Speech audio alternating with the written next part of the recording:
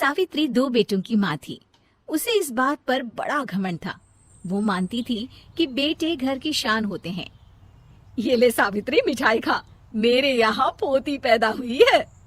ये सुनते ही सावित्री मुंह बना के कहती है, अरे तू तो लुट गई, बर्बाद हो गई, तेरे यहाँ लड़की पैदा हो गई। अरे तू ऐसा क्यों कह रही है, मैं तो बहुत खुश हूँ। अरे जब तेरी पोती के पीछे तुझे खर्चे पर खर्चे करने पड़ेंगे ना, तब ये तेरी सारी खुशी गम में बदल जाएगी। पहले लड़की की पढ़ाई लिखाई का खर्चा, फिर उसकी शादी का खर्चा। अरे आजकल की शादियाँ कितनी महंगी हो गई है, गहने बनाओ, लाखों रुपए पानी की तरह बह जाते हैं। लड़कियां तो सिर्फ खर्चा करवाने के लिए ही पैदा होती हैं। इस तरह लड़कियों के प्रति अपने विचार व्यक्त करते हुए सावित्री ममता को लंबा चौड़ा भाषण देके चली जाती है। अब तो आप लोग इस कहानी में सावित्री देवी का पात्र अच्छी तरह समझ ही गए होंगे। कुछ समय बाद सावित्री की बड़ी बहू भी एक लड़की को जन्म देती है। फिर क्या था, सावित्री पूरा आसमान सर पर उठा लेती है। हे भगवान, ये तू मुझसे किस जन्म का बदला ले रहा है? अरे मैं तो मंदिर में रोज आकर तुझसे कहती तो थी कि मुझे एक पोता चाहिए, और तूने मुझे पोती दे दी। इतनी मिठाइयाँ और प्रसाद चढ़ाने का क्या फायदा हुआ? तभी सावित्री की बहू निशा कहती है, क्या माँ जी, आप भी इतनी सी बात पर नाराज हो गई हैं? देखिए तो आपकी पोती कितनी सुंदर है, बिल्कुल आप पर गई है। अरे चुप कर, तुझे 9 महीने इतने महंगे महंगे काजू बादाम फल फ्रूट खिलाने का फायदा क्या हुआ? मेरे तो सारे पैसे बर्बाद हो गए। ये सुन सावित्री का बड़ा बेटा अजय कहता है, माँ, तुम सिर्फ नाम के लिए 2020 में रहती हो।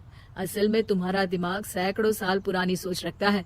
आज के जमाने में लड़का और लड़की में कौन फर्क करता है। मैं तो बहुत खुश हूँ कि भगवान ने मुझे लक्ष्मी के रूप में बेटी दी है। लेकिन सावित्री पर अजय की बातों का कोई असर नहीं होता। नालायक, अपनी पत्नी की जबान बोल रहा है। मेरा बड़ा बेटा तो हाथ से गया। लेकिन सावित्री देवी हार मानने वाली नहीं थी। वो पोते की चाह में अपने छोटे बेटे विजय की शादी करवा देती है। कुछ समय बाद आखिरकार वो दिन आ ही जाता है जब सावित्री की छोटी बहू गर्भवती हो जाती है। सावित्री इतनी खुश हो जाती है कि वो बच्चे के जन्म से पहले ही सारे मोहल्ले में ढिंढोरा पीटने लगती है। ये क्या सावित्री, तू तो पोते के जन्म से पहले ही मिठाई बांट रही है। पहले पोता पैदा तो होने दे, और फिर क्या पता अगर पोते की जगह पोती पैदा हो गई तो। ये सुन सावित्री चिढ़ जाती है। अरे अपनी काली जबान मत चला, मेरी मिठाई खा के मेरा ही बुरा सोच रही है। बड़ी आई, ला मेरी मिठाई वापस कर। देख लेना, इस बार मेरे यहाँ पोता पैदा होगा, पोता। लेकिन ठीक इसका उल्टा होता है। सावित्री की छोटी बहू भी एक लड़की को जन्म देती है। सावित्री फिर से रोना धोना शुरू कर देती है और अपनी छोटी बहू को कोसते हुए भला बुरा कहने लगती है। देखते ही देखते ये सावित्री की रोज की आदत हो जाती है। एक दिन उसकी इस आदत से परेशान होकर विजय अपने भाई अजय से कहता है, भैया, माँ खुद एक औरत होकर हमारी बेटियों को पसंद नहीं करती, उल्टा उन्हें रोज कोसती रहती है। मुझे माँ की ये आदत बिल्कुल पसंद नहीं आती।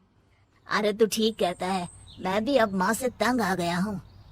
अच्छा, तो अब तुम दोनों इस तरह पीठ पीछे मेरी बुराई भी करने लग गए हो?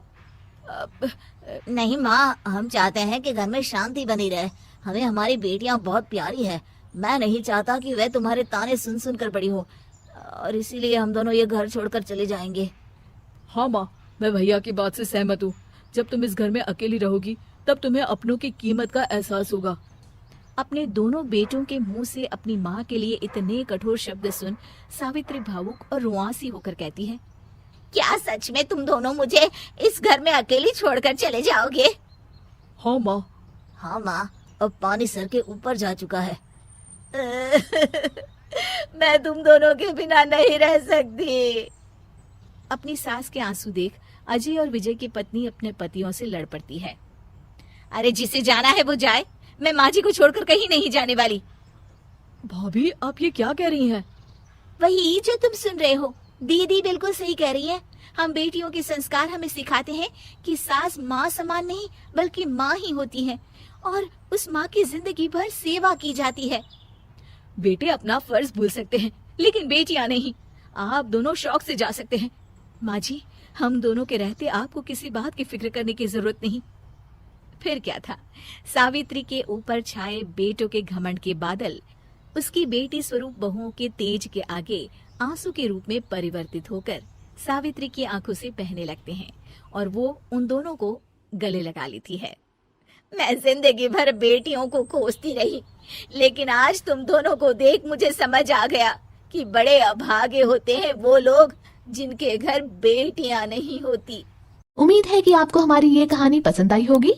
कृपया हमारे चैनल को सब्सक्राइब करें और सभी अपडेट्स के लिए बेल आइकन जरूर क्लिक करें और हाँ, वीडियो लाइक और शेयर करना मत भूलिएगा। Bye bye.